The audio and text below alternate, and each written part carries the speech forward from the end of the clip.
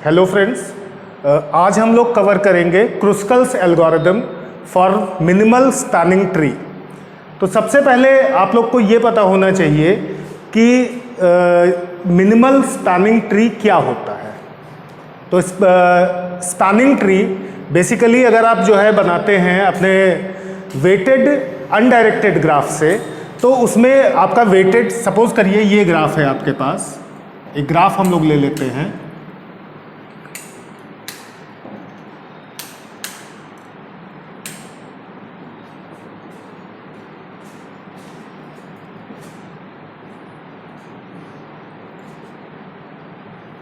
Suppose ये graph है हमारे पास, इसमें हमारे पास टोटल 5 वर्टिसेस हैं और 6 एजेस हैं।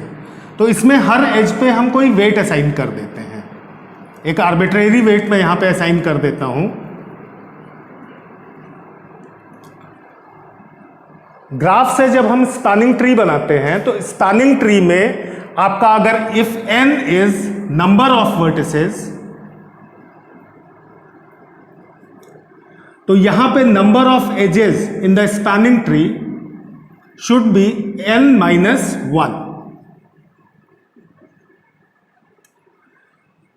तो यहां पे कई सारे हम ट्रीज बना सकते हैं, कई सारे स्पैनिंग ट्रीज बना सकते हैं। यहां पे n की value for this graph it is 5, तो यहां पे हमारे पास number of edges should be equal to 4। तो यहां पे हम कई सारे बना सकते हैं।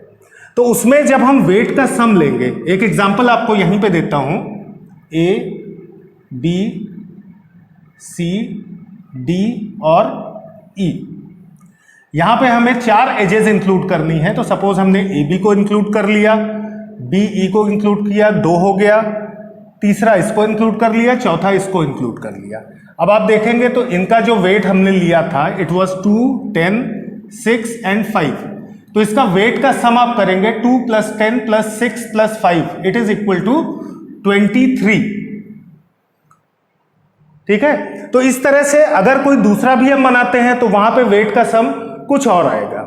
मिनिमल स्पैनिंग ट्री एक ऐसा स्पैनिंग ट्री होता है जिसमें वेट का सम शुड बी मिनिमम। तो उसको फाइंड करने के लिए वी हैव 2 एल्गोरिदम्स, जिसमें से एक हम आज डिस्कस करेंगे, क्रुस्कल्स एल्गोरिदम। तो क्रुस्कल्स एल्गोरिदम में सबसे पहले जितने भी एजेस आपके हैं मेन ग्राफ में, इस ग्राफ में, उन एजेस को आपको नॉन डिक्रीजिंग ऑर्डर में लिखना है। तो सबसे पहले सबसे छोटा वेट है हमारा AB एज का, हम लिखेंगे AB और उसके आगे उसका वेट लिख लेते हैं 2। उसके बाद हमारे पास है 4, दैट इज BD, इसका वेट है 4। इसके बाद है CD एज, इसका वेट है 5। देन है CE, इसका वेट है 6। देन है AC का वेट है 7 और इसके बाद है AE, weight is 8 and finally BE, the weight is 10। अब इसके बाद हमें क्या करना है, अपनी वर्टिसेस, हमें 5 वर्टिसेस बना लेनी है। यहां पे एजेस एक भी नहीं बनानी है अभी।